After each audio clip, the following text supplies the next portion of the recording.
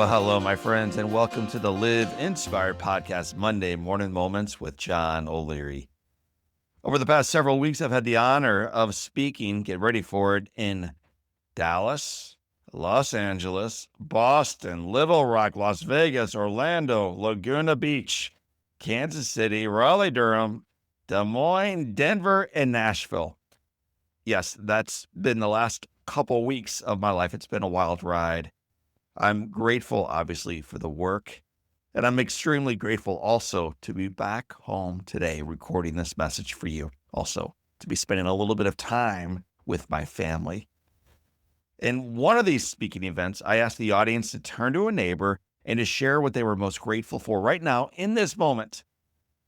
Years of speaking have taught me that the most important work I do on stage is to use some of that time, no, not speaking and sharing my story, but empowering the audience to use their voice and share theirs. On this morning, hundreds of new friends turned away from me, away from PowerPoint, away from the screen, away from work, and they turned to the person seated nearest them. They probably mentioned something to the effect of, "I love you and there's nothing you can do about it. Look at me when I'm talking to you." Voices were elevated, tears fell, smiles returned. And as someone on stage watching over this, it was awesome. But off to the side of the stage sat one woman alone in the front row. Well, I came down to this lady off the stage, walked over, I knelt beside her. I said to her, I love you and there's nothing you can do about it. You've heard what I'm grateful for. Now tell me what you're grateful for today. She looked away, then she stared back at me, and there was a momentary pause, and then she said, "Nothing." I paused. I thought she was kind of kidding at first. So I asked again, "Oh, come on, anything at all?" And she said, "No, John, nothing." I think it's important before we take the next step forward today, that this share in the audience came on the heels of me sharing this story of what Dad was grateful for. He offered his list from a wheelchair with a broken collarbone, with 2 broken wrists, with Parkinson's deteriorating his body and his mind and his finances and his life. And yet this was a man who chose to see beauty in the broken, who chose to long for light cutting through the darkness, who chose gratitude in the midst of struggle. So I asked her one more time, "Are you grateful for anything?" And finally she said, "John, nothing." So I told her, "Okay, I'll go first. I'll share a few things on my list. Here it comes." So I went on and I said, "You know what, today I'm grateful that the plane got me here safely. I don't love to travel, but I'm grateful for safe travel." I told her I'm grateful for this venue. Look around. It's stunning. And it was. I woke up this morning. I'm grateful for that. I'm grateful for my eyes, my ears, my mind, that my heart still works. I'm grateful for hot coffee. I am. I'm grateful for cold beer. Trust me, I am. I'm grateful for friends that encourage, for faith that restores, for work that matters, for hope for tomorrow. I went on from there, but after ultimately finished, there was a moment of silence between us, and I whispered again, "Are you grateful for anything?" She looked away, then back at me, and she said, "John, well, I am grateful, I guess, for my daughter." And with that, the door cracked open.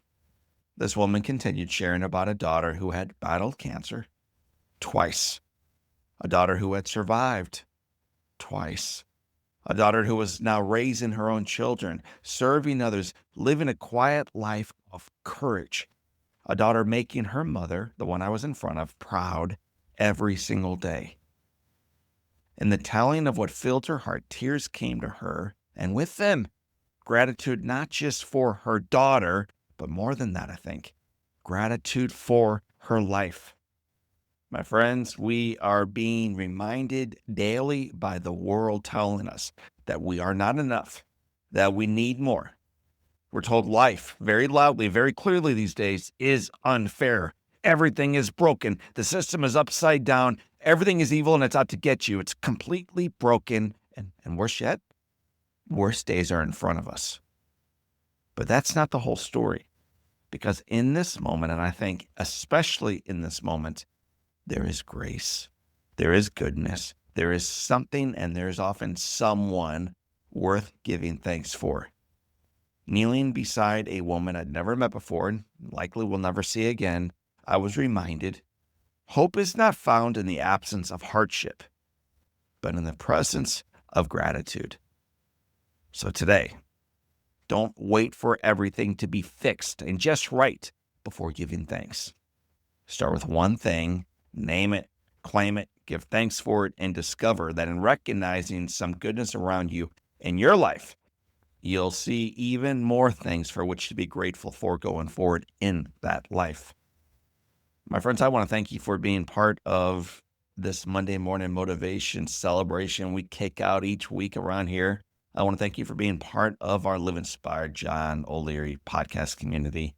And I want to remind you that the foundation is firm. The headwind we face may be real, but the best is yet to come. So for this time and until next time, my name is John O'Leary. Today is your day. Live with your soul on fire.